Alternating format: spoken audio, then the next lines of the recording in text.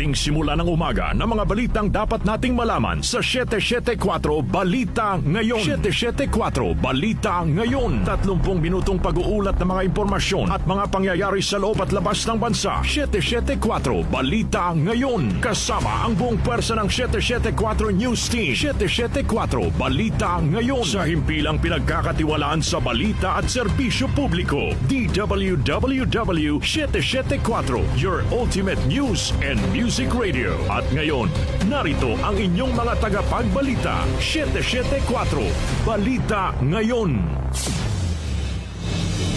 774 Balita Ngayon. Magandang umaga, Luzon, Visayas at Mindanao. Ngayon po ay araw ng Martes, May 19, 2026.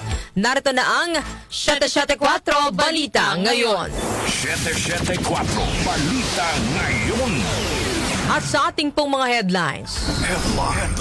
Dagdag bawas sa presyo ng mga produktong petrolyo kasado na ngayong araw. Senado nag-convene na forthwith bilang impeachment court. Senator Mig Zubiri at Senator J.V. Ejercito tuluyan ng umanib sa minority bloc.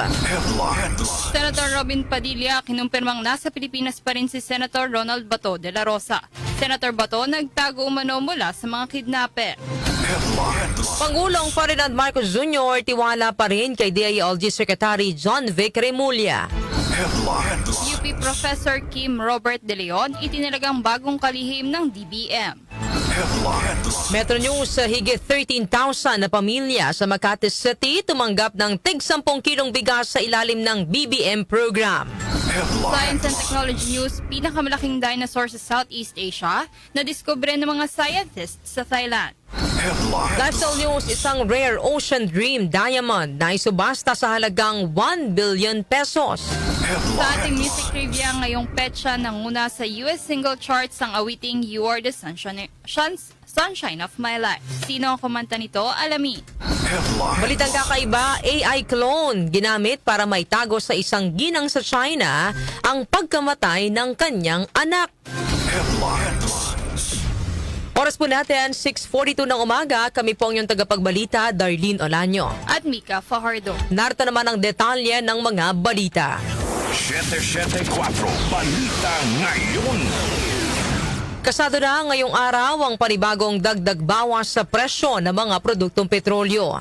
Ayon kay Energy Secretary Sharon Garin, madaragdagan ng 2 pesos and 28 centavos ang presyo ng kada litro ng diesel, habang ang gasolina naman ay may aumento na 1 peso and 21 centavos kada litro.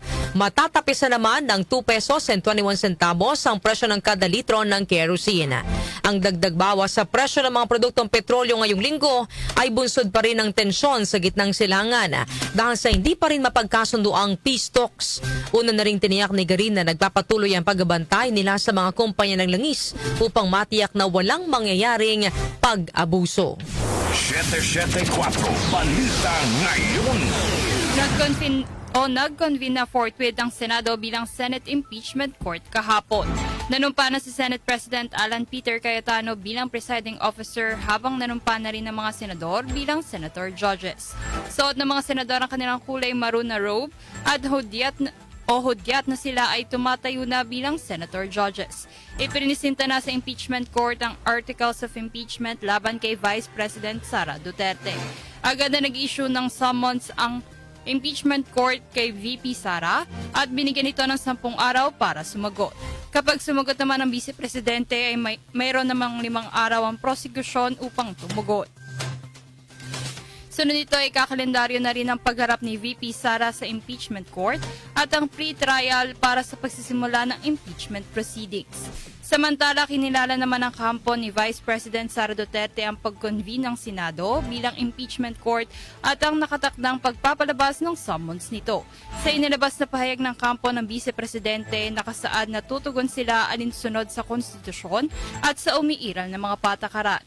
Maliban dito, inihiyag din ng kampo ni VP Sara na sa kasalukuyan ay pinipili nilang huwag munang magbigay ng anumang karagdagang komento bilang paggalang sa proseso. Samantala, Kabataan Party List Representative Rene Co. napili bilang isa sa mga tagapagsalita ng House Prosecution Team. Narito ang report ni Grace Mariano. Kinumpirma ni House Assistant Minority Leader at Kabataan Party List Representative Rene Co ang pagtalaga sa kanya bilang isa sa mga tagapagsalita ng House Prosecution Team para sa impeachment trial laban kay Vice President Sara Duterte. Di ni Co asahan na dadalahin niya ang boses ng mga kabataan na nananawagan para sa hustisya. Ayon kay Co, sa ngayon ay pinag-aaralan niya ang articles of impeachment habang tuloy-tuloy din ang kanilang konsultasyon sa mga kabataan. Binanggit ni Co na nais niyang malaman mula sa mga kabataan kung ano ang gusto nilang makita sa proseso na ito at ano ang kanilang mga panawagan hinggil sa pagpopondo ng serbisyo tulad ng paghandle ng Office of the Vice President at ng Secretary of the Department of Education sa confidential and intelligence funds. Ito si Grace Mariano para sa DWWW 774, your ultimate music radio. Maraming salamat, Grace Mariano. 774 Balita Ngayon. Sumama na sa minority group sina Senador Mig Zubiri at Senador JV Ejercito. Sa sesyon sa plenaryo kahapon, parehong tumayo sina Zubiri at Ejercito para i-manifest ang pagnanais na mapabilang sa minorya. Sa pinal na bilang, 13 pa rin ang mga miyembro ng mayorya, habang 11 naman ang miyembro ng minorya. Sinabi ni Zubiri na nabatikos pa nga siya dahil sa pag-abstain noong botohan para sa Senate presidency, pero ginawa niya lamang iyon para magkaroon ng kalayahan sa kung anong issue ang mas importante sa mga Pilipino. Dilinaw ni Zubiri na pagdating sa reorganization, mas gusto niyang mapabilang sa oposisyon. Gayon din si Ejercito na noong una ay gustong panatilihin ang pagiging independent, pero kalaunan ay namili na rin na mapabilang sa minorya. Nagpasalamat naman si Ejercito sa tiwala at kumpiyansang ibinigay sa kanya ni Senate President Alan Peter Cayetano matapos alukin siya na maging majority leader. Samantala, SP Alan Peter Cayetano ay giniit na hindi natibag ng NBI ang Senado. Conde Batak sa detalye. Ipinaabot ni Senate President Alan Peter Cayetano sa National Bureau of Investigation o NBI na hindi nila natibag ang Senado. Ang payag ng senador ay kasunod ng mga panawagan na magbitiw na siya sa pwesto dahil sa nangyaring shooting incident sa loob ng gusali ng Senado, ang umano'y pagpapatakas kay Senator Bato de la Rosa at ang panawagan ni NBI Director Attorney Melvin Matibag na mapanagot si Cayetano sa mga nangyari. Sinabi ni Cayetano na noon pa man kahit hindi siya ang Senate President, may panawagan din sa pag-alis sa pwesto. Pero binigyang diin ni Cayetano na may dahilan ng 12 senador kung bakit siya ang piniling Senate President kabilang na ang pagiging visible noong panahon ng pandemya. Ibinalik naman ni Cayetano sa mga nananawagang umalis siya sa pwesto na sila ang mag-resign dahil sila ang pumasok at namaril sa loob ng Senado. Ang message ko sa NBI, hindi nyo natibag ang Senado. Under Alan Cayetano, hindi nyo natibag ang Senado. So, dun sa nagsasabing take responsibility, kayo pumasok dito, kayo namaril eh. Tapos kami pagre-resignin nyo. Dapat kayo mag-resign. Diba? Pati yung mga ibang nagsasabing take responsibility for the shooting. I take responsibility for my reaction. 'Di ba? So kung mamato ako dito, batuhin niyo ako pabalik, kayo magre-resign. Ako namato eh. The one who takes you take responsibility for your action. Conde Batak ng DWWW 774, your ultimate music radio. Maraming salamat, Conde Batak. 774 Balita Ngayon. Samantala, kinumpirma ni Senator Robin Padilla na nasa Pilipinas pa rin si Senator Ronald Bato de la Rosa. Ayon kay Padilla, hindi gagawin ni Senator Bato ang pagtakas sa bansa dahil mahal niya ang Pilipinas. Hindi naman alam ni Padilla kung saang partikular na lugar sa bansa naroroon si de la Rosa. Iginiit pa ni Padilla na wala namang warrant laban kay de la Rosa, kaya hindi maituturing na krimen ang pag-alis nito sa Senado tulad ng naunang sinabi ni Senate President Alan Peter Cayetano. Nang matanong kung bakit umalis ang senador kung wala namang warrant, sagot ni Padilla, nagtatago si Senator Bato mula sa mga kidnapper. So sir, you can confirm that Senator De La Rosa is still in the Philippines? Akin ko confirm ko yun sa Pilipinas. Hindi aalis yun. Well, sabi ni Senator Alan, wala naman warrant si Bato. Sir, kung wala siyang warrant, bakit nagtatago siya? Sa kidnapper. Kidnapper. Oh, kidnapper. Sa Samantala, pumalag naman ang kampo ni Senator Bato sa pagtawag sa senador na fugitive from justice o pugante. Ayon sa abogado ni De La Rosa na si Attorney Israelito Torion, walang Philippine court-based or court-issued warrant laban kay De La Rosa, wala ring criminal case na kinahaharap ang senador, at wala ring final judicial directive mula sa alinmang korte sa Pilipinas na nag-uutos sa kanya na siya ay sumuko sa International Criminal Court o ICC. Inihayag pa ni Torion na questionable ang legalidad ng pagpapatupad ng proseso ng ICC sa teritoryo ng Pilipinas nang walang otoridad mula sa hudikatura ng bansa. Sa iba pang balita, palasyo binatikos ang magkaibang tindig ni Senator Robin Padilla sa usapin ng pagharap sa warrant of arrest. Detalye hatid ni Chanel Salazar. Kwinestyon ng Malacanang ang pananahimik ni Senator Robin Padilla sa gitna ng pagbibigay ng Senado ng protective custody kay Senador Ronald Bato de la Rosa kaugnay na umano'y warrant of arrest mula sa International Criminal Court. Ito'y matapos lumitaw ang lumang video ni Padilla kung saan nananawagan siyang sumuko at humarap sa batas si dating Senador Antonio Trillanes. Ayon kay Palace Press Officer Claire Castro, tila nagbago ang paninindigan ni Padilla ngayong sangkot na ang kanyang kaalyado sa usapin ng batas. Binigyan din ng Malacanang na dapat maging mapanuri ang publiko sa mga opisyal na may magkaibang tindig depende kung sino ang nasasangkot sa kaso. Nakita po rin natin ang mga namutawi sa bibig ni Senator Robin Padilla at that time na siya pa ay isang ordinaryong citizen. Na kapag sinabi niya na kapag may nagsisilbing warrant of arrest ay dapat na sumuko. Pero bakit hindi natin nadidinig mismo kay Senator Robin Padilla ang ganong mga salita patungkol sa kanyang kaalyado na si Senator Bato de la Rosa? Meron bang ibang pagtingin? Meron bang tinititigan at merong tinitignan lamang? Si Palace Press Officer Claire Castro. Ako si Chanel Salazar ng DWWW 774, your ultimate music radio. Maraming salamat, Chanel Salazar. 774 Balita Ngayon. Nilinaw ng Malacanang na hindi na pag-uusapan ang tungkol sa pagpapalit kay DILG Secretary John Vic Remulla sa gitna ng mga panawagang sibakin siya sa pwesto. Ayon kay Palace Press Officer Claire Castro, wala ring senyales na nawawala ng tiwala si Pangulong Ferdinand Marcos Jr. kay Remulla kahit may mga hindi pagkakatugma sa mga pahayag ng DILG sa ilang malalaking issue nitong mga nakaraang araw. Kabilang dito ang usapin sa umano'y Portuguese passport at pagkakaresto kay dating Congressman Zaldico.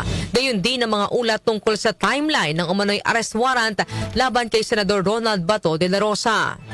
Sa ngayon, ang huling pagkita ko po na sila'y nagkausap sa aking huling, kumbaga ako'y witness, yung huling pagpupulong bago tayo nagkaroon ng briefing noong Huwebes.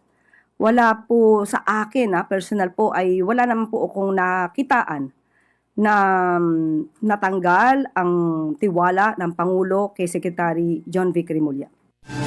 Nilinaw rin ni Castro na wala pang impormasyon ng palasyo sa mga kumakalat na pangalan ng mga posibleng ipapalit kay Remulla, kabilang sina dating Senador Antonio Trillanes IV at dating DILG Secretary Ben-Hur Abalos. Samantala, driver ng NBI na sinasabing nagpaputok ng baril sa Senado naharap sa patong-patong na reklamo. Detalye po ihatid ni Angel Garcia. Sinampahan na iba't ibang kaso ang sinasabing driver ng NBI na kinilalang si Mel Orago na sangkot sa insidente ng pamamaril sa loob ng Senado kamakailan. Sa impormasyon ni SPD spokesperson Police Lieutenant Margaret Panaga sa Campo Grame, kanyang sinabi na nanatili sa kustodiya ng Pasay City Police ang suspect at naharap sa mga kasong paglabag sa Comprehensive Firearms and Ammunition Regulation Act, alarm and scandal, tumults, and other disturbances of public order, resistance and disobedience to a person in authority, disturbance of proceedings, trespass to property, paglabag sa Senate Security Regulation at direct assault. Ayon pa kay Panaga, sumailalim din sa paraffin test ang suspect at nagpositibo ito sa powder nitrates. Ngunit kanyang nilinaw na hindi ito sapat na ebidensya upang patunayang nagpaputok nga ito ng baril. Sa ngayon patuloy pa rin iniimbestigahan ng otoridad kung ano ang dahilan ng positibong resulta ng pagsusuri. Sinabi rin ni Panaga na inaalam pa kung sasailalim din sa paraffin test ang iba pang law enforcement personnel at Senate security officers na sangkot sa insidente upang matukoy kung may nagpaputok din ng armas na kumpiska mula sa nasabing NBA driver ang 30 piraso ng bala ng 5.56 caliber, isang long magazine na may lamang 26 na bala ng 5.56 caliber, isang short magazine na may 15 bala ng 9mm ammunition, asul na jacket na may marka ng NBI, itim na polo shirt na may logo at badge ng NBI at isang brown na sling bag. Angel Garcia ng DWWW 774, your ultimate music radio. Maraming salamat, Angel Garcia. 774 Balita Ngayon. Sa iba pang balita, itinalaga ni Pangulong Ferdinand Marcos Jr. si dating Budget Undersecretary Kim Robert De Leon bilang bagong kalihim ng Department of Budget and Management o DBM. Si De Leon ay kasalukuyang Assistant Professor sa University of the Philippines National College of Public Administration and Governance sa Diliman. Bago ang kanyang appointment, nagsilbi siyang DBM Undersecretary na nangangasiwa sa Organization and Systems Improvement at Information and Communications Technology Groups ng ahensya. Naging Undersecretary for Administration and Finance din siya ng Department of Transportation. Nagtapos si De Leon ng kursong Public Administration bilang cum laude sa UP at may 2 master's degrees sa Urban and Regional Planning at Public Safety Administration. Samantala, itinalaga naman ni Pangulong Marcos si outgoing Budget Acting Secretary Rolando Toledo bilang miyembro ng Board of Trustees ng Government Service Insurance Systems o GSIS. Balita naman sa labas ng himpilan, pagkansela ng barangay at SK elections, usaping politikal ayon sa COMELEC. Narito ang report ni Gina Mape.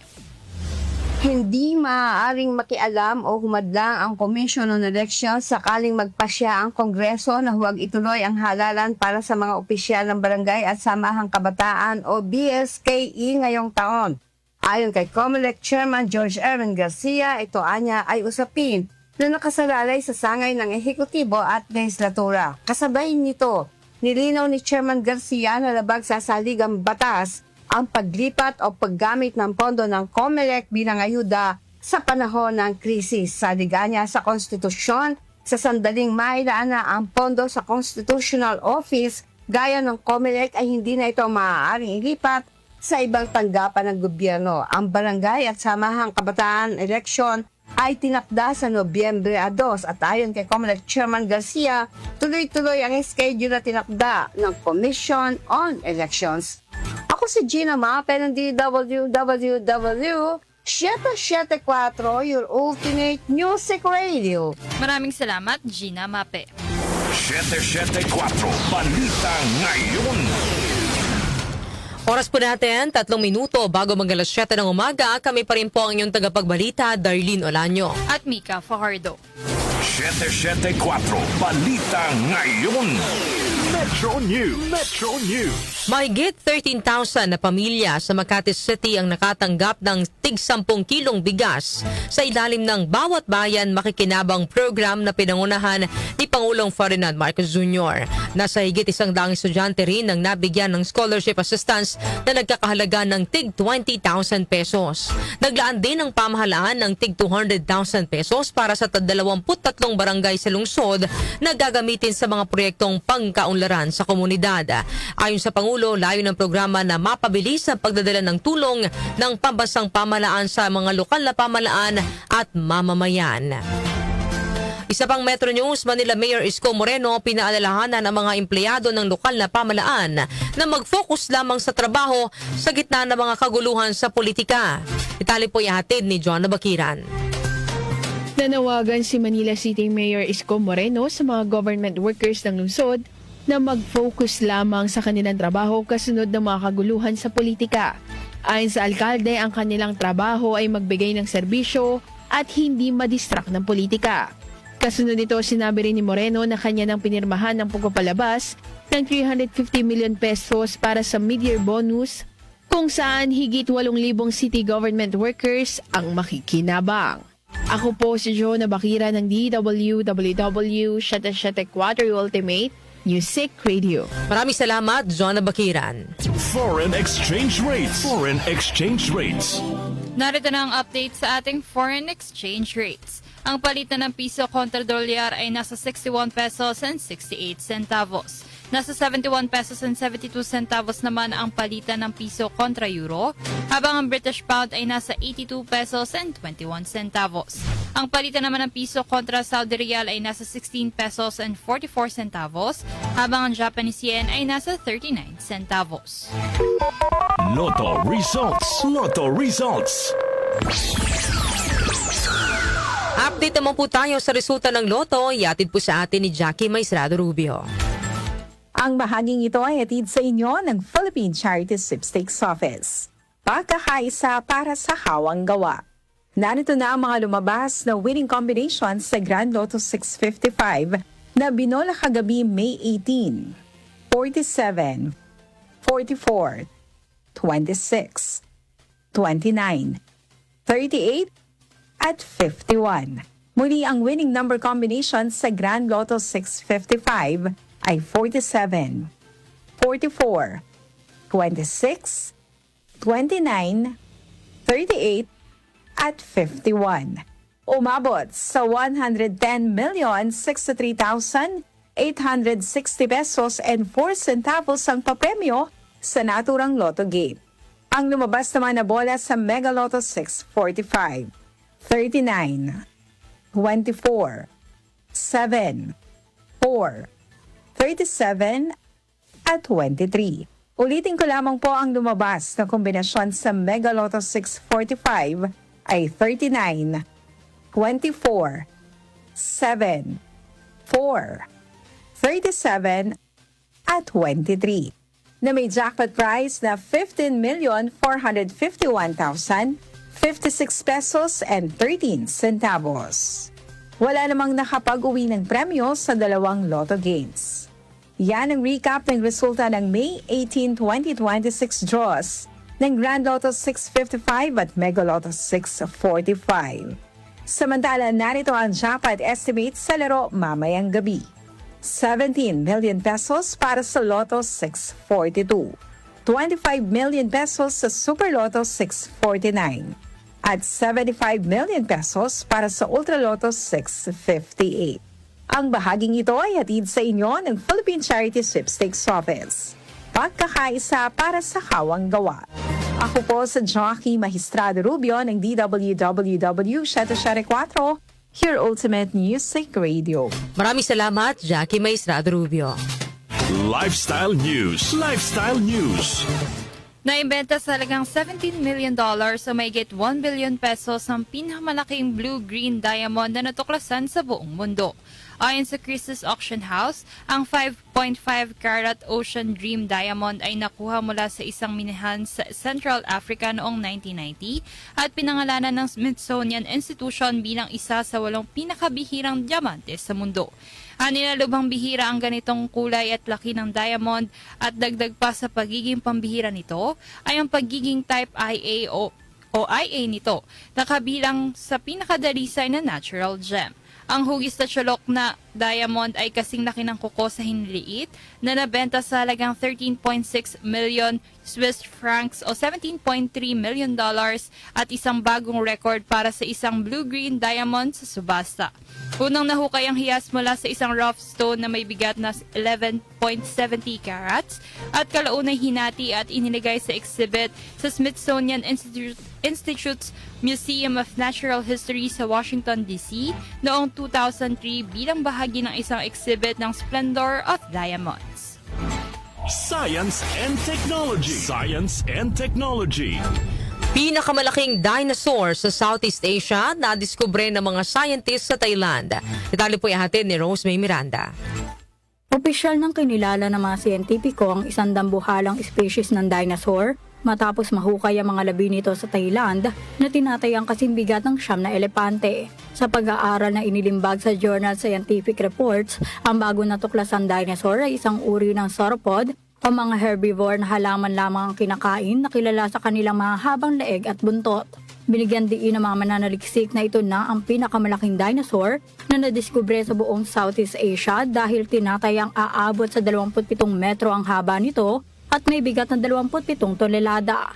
Pinaniniwala ang namuhay ito sa rehiyon sa pagitan ng 100 hanggang 120 milyong taon na nakalilipas. Pinangalanan ng bagong species na Naga Titan Chiapumensis na hangot sa naga o isang mythical serpent sa mitolohiya ng Timog Silangang Asya, sa mga Titan o higante na mitolohiyang Griego at sa lalawigan ng Chiapum kung saan ito natuklasan. Una nakita ng mga lokal na mamamayan ang mga labi ng dinosaur 1 dekada na ang nakalilipas sa hilagang silangang bahagi ng bansa. Gayunpaman naging mahaba ang proseso at nitong 2024 lamang opisyal na natapos ang buong excavation. Bagamat may pagkakahawig ang mga buto nito sa mga nauna na natuklasang sauropod, nakitaan ito ng mga siyentipiko na mga natatanging katangian na sapat upang ideklara ito bilang isang ganap na bagong species. Sa kasalukuyan, maaari na makita ng publiko ang isang life-size reconstruction o buong replika ng Naga Titan Chiapumensis na nakadikit sa Dinosaur Museum sa Bangkok upang masaksihan ang totoong laki ng sinaunang higante. Manatiling may kaalaman sa gamit teknolohiya sa gitna ng pagiging moderno ng ating mundo. Ako si Rosemary Miranda ng DWWW 774, Ultimate Music Radio. Maraming salamat, Rosemary Miranda. Music Trivia. Music Trivia.